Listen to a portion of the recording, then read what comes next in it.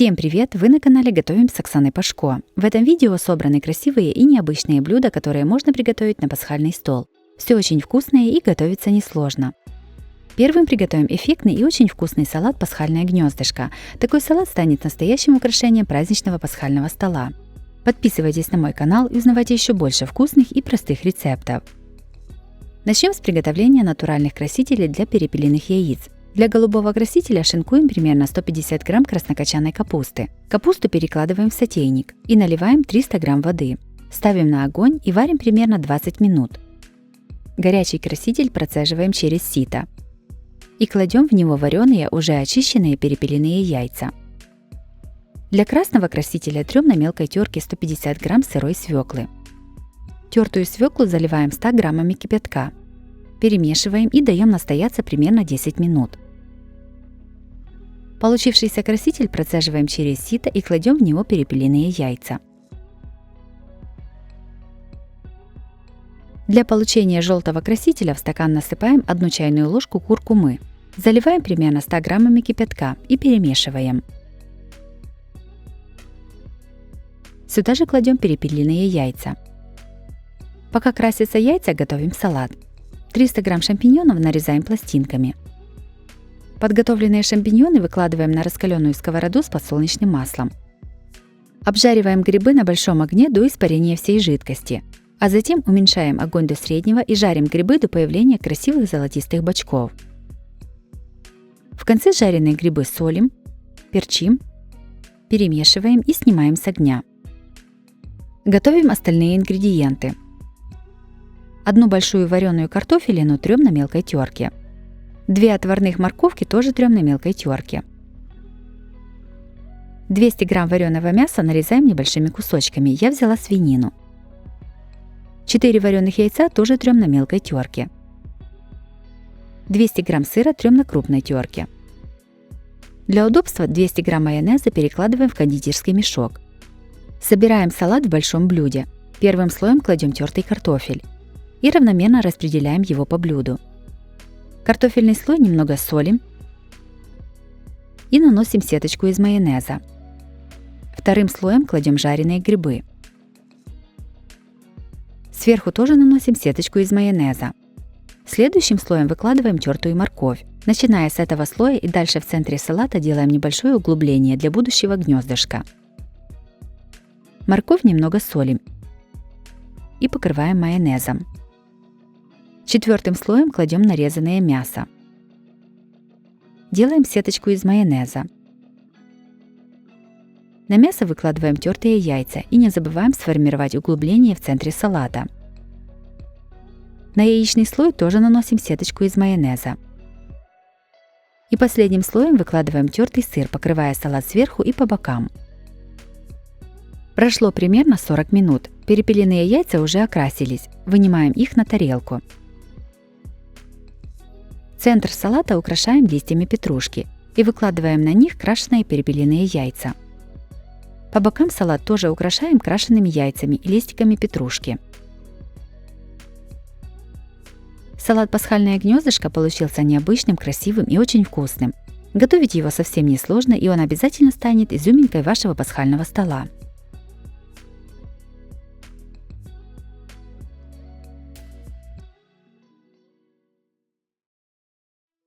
Вторым приготовим праздничный салат «Ваза с тюльпанами». Салат совсем несложный в приготовлении и очень красивый. Такое блюдо точно понравится всем вашим гостям.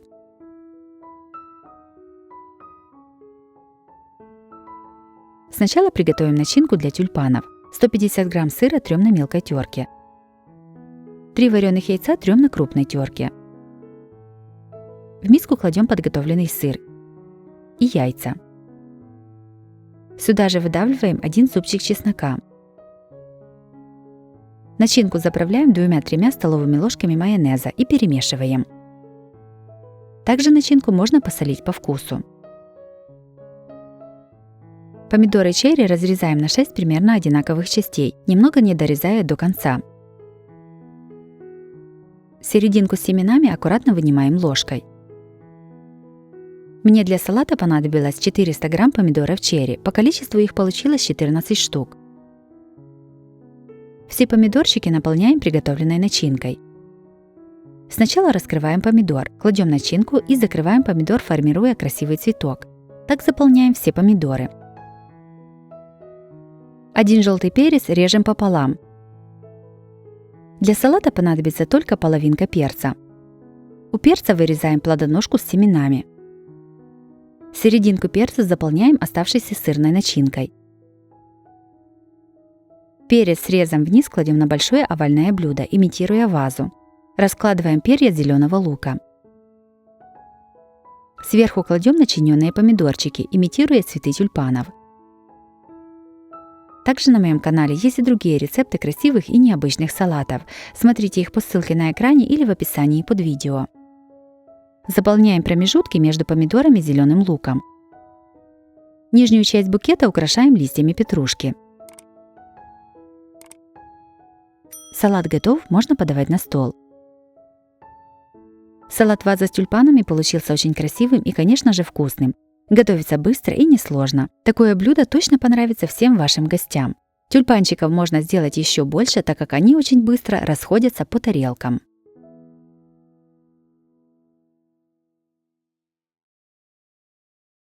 Третьим блюдом приготовим скумбрию в духовке. Блюдо необычное и привлекает своей подачей.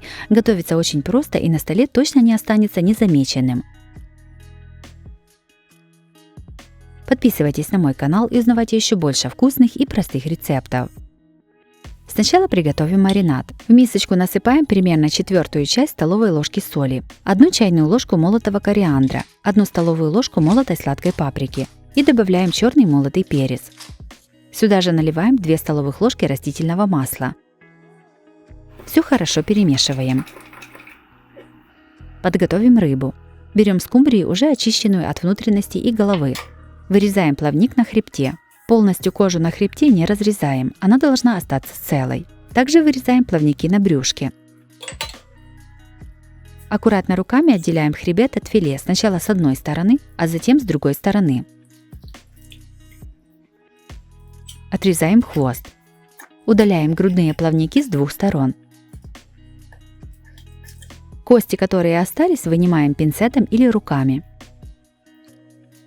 На каждой половинке филе делаем поперечные разрезы каждые 2 см, не дорезая до самой середины. Разворачиваем тушку рыбы и делаем точно такие же разрезы с другой стороны. Противень смазываем растительным маслом. На противень выкладываем подготовленную скумбрию кожей вверх. Кладем сначала одну рыбу, а затем вторую. Каждый кусочек скумбрии поворачиваем на бок. Рыба приобретает вот такой необычный вид. Еще больше разных рецептов приготовления скумбрии смотрите у меня на канале в описании под видео. Сверху скумбрию смазываем приготовленным маринадом. Все ставим в духовку разогретую до 180 градусов. Запекаем примерно 20 минут. Рыба готова, можно подавать на стол. Скумбрию аккуратно перекладываем на блюдо и украшаем лимоном.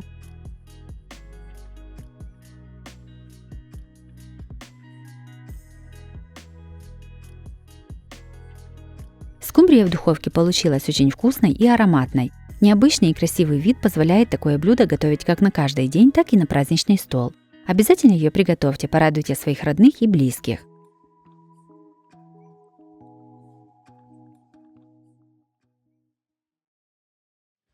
Четвертым приготовим салат лета. Вкусный, яркий и очень полезный. Готовится несложно и отлично подходит для праздничного стола.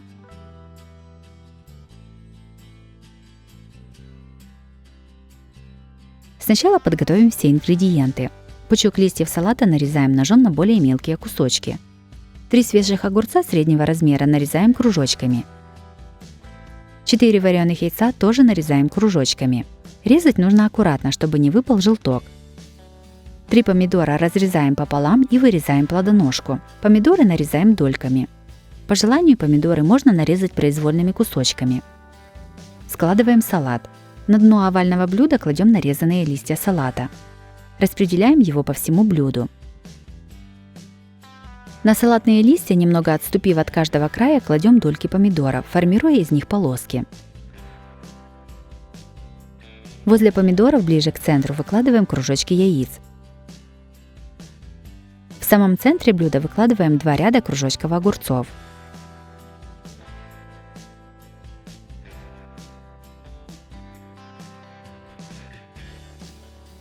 Одну баночку консервированного тунца немного разминаем вилкой.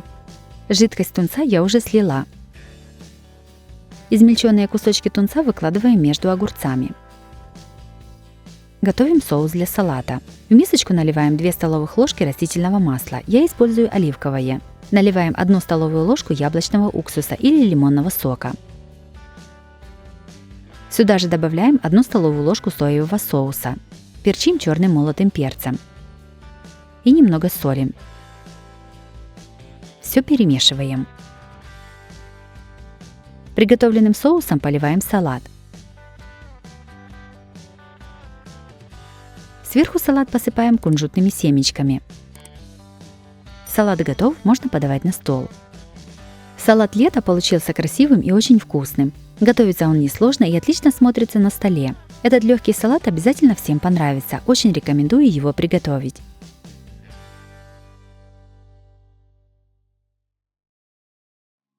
Следующим блюдом приготовим итальянское пирожное соффионе. Это очень нежное и красивое пирожное, которое готовится из самых обычных продуктов. Подписывайтесь на мой канал и узнавайте еще больше вкусных и простых рецептов. Сначала замесим тесто. В миску разбиваем 2 яйца. Насыпаем 80 грамм сахара и щепотку соли. Яйца с сахаром взбиваем миксером до плотной пены и полного растворения сахара.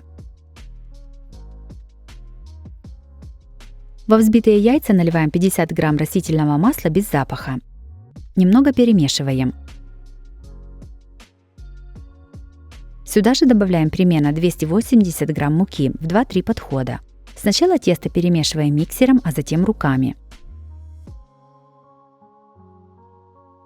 Тесто должно получиться пластичным и однородным. Готовое тесто собираем в комок и заматываем в пищевую пленку. Кладем в холодильник примерно на 1 час. Готовим начинку для пирожных. В миску кладем 300 грамм творога.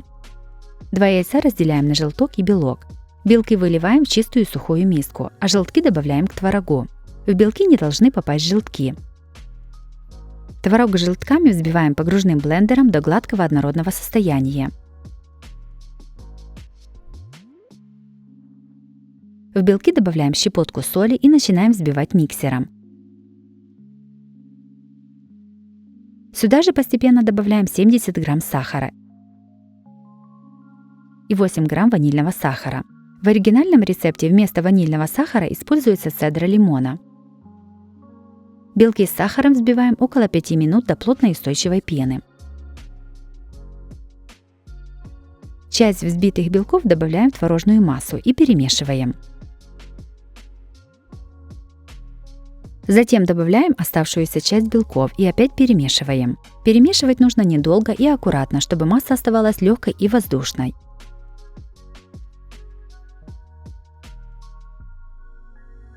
Тесто остыло, вынимаем его из холодильника и раскатываем в тонкий прямоугольный пласт.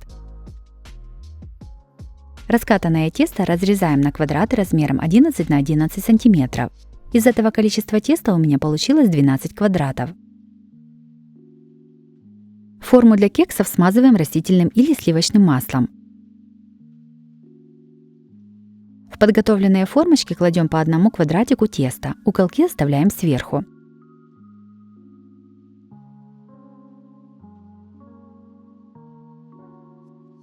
В каждую формочку с тестом аккуратно кладем примерно по 1 столовой ложке приготовленной творожной начинки.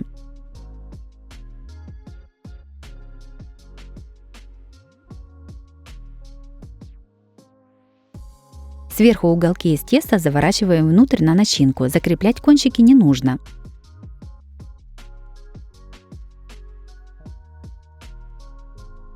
Все ставим в духовку разогретую до 180 градусов, выпекаем примерно 30 минут. Спустя 30 минут уменьшаем температуру до 160 градусов и печем еще 10 минут. Готовым пирожным даем немного остыть и вынимаем из формочек.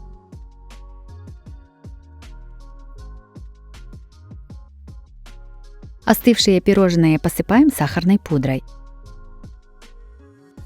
Пирожные софиони получились очень вкусными и необычными. В них отлично сочетается небольшое количество теста и нежная творожная начинка, которая так и манит к себе, приглашая попробовать. Обязательно их приготовьте, это очень вкусно.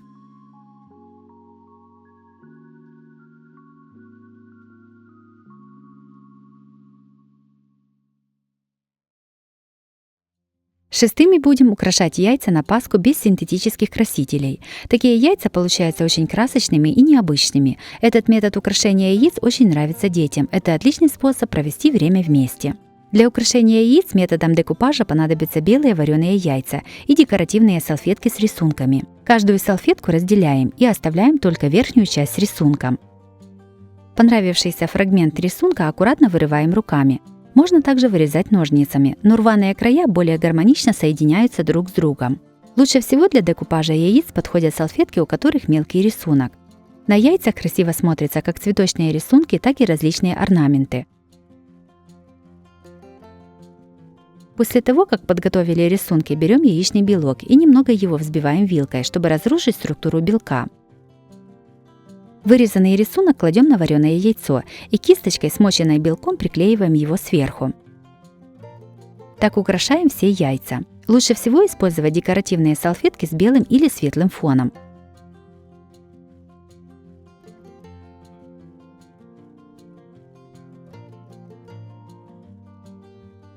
После того, как украсили все яйцо, кладем его на тарелку и даем ему высохнуть.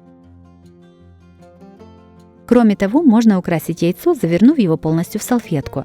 Для этого салфетку кладем на яйцо и начинаем наносить белок. Начинаем с середины салфетки и продвигаемся к краям.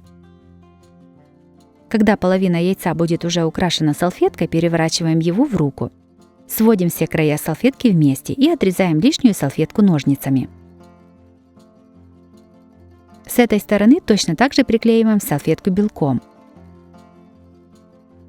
Вот такие красочные и необычные получились пасхальные яйца. Обязательно их приготовьте, это очень просто и красиво. Если вам понравились такие праздничные блюда, то обязательно ставьте лайк и пишите комментарии. Подписывайтесь на мой канал, чтобы не пропустить новые видео, они выходят каждый день. С вами была Оксана Пашко. Готовьте вкусно, готовьте с удовольствием.